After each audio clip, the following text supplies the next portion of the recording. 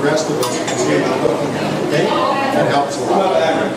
If it's a bird that happens to be flying overhead, I got a roof over my head, so you don't have to tell me what it is, okay? Yeah. Great.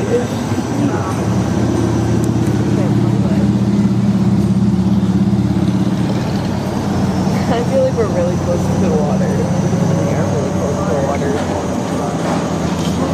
I don't know what's close to the water. I mean, like, we're really close to it.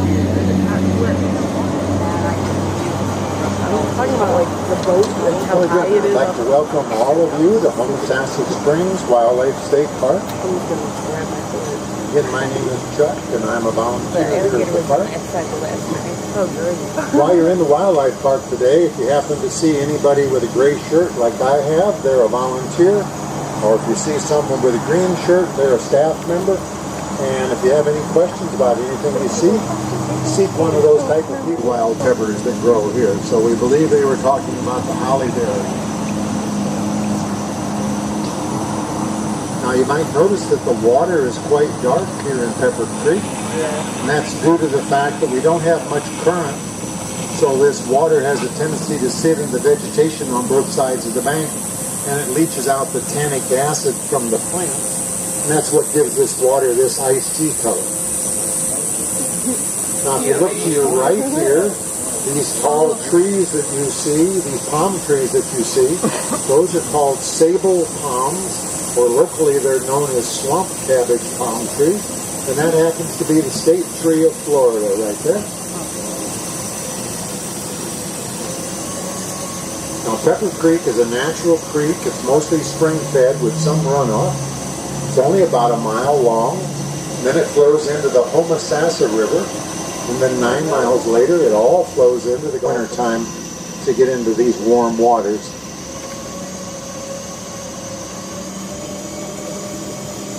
Now there's 4 species of fish in Pepper Creek. We have largemouth bass, brim, catfish, and gar. Ducks, sometimes we see. So there's a lot of game along Pepper Creek.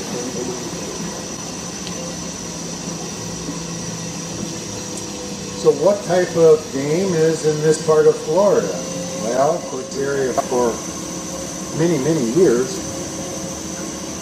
And there's plenty of evidence that indicates that people have lived in this area of Florida for probably as long as 10,000 years. And why wouldn't they? We've got an excellent climate, we've got plenty of game in the woods, we've got plenty of fish in both the fresh and the salt water. And these woods provided everything else that was needed by the early settlers that were here. 5 horsepower motor, he's going about as fast as it'll go. So when we bought the property, part of the deal was that we had to take the animal that they still had left over. And that animal turned out to be an African hippopotamus that weighed about 6,000 pounds, basically an eating machine. And we still have that 6,000 pound eating machine with us. His name is Lou.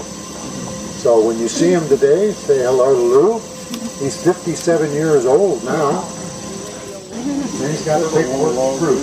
And we've got a couple of turtles over in that down tree there. Probably on the other side.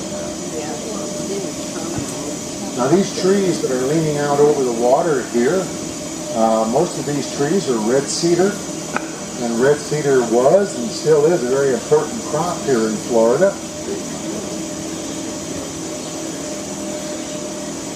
And it's harvested and made into outdoor furniture and such things as that.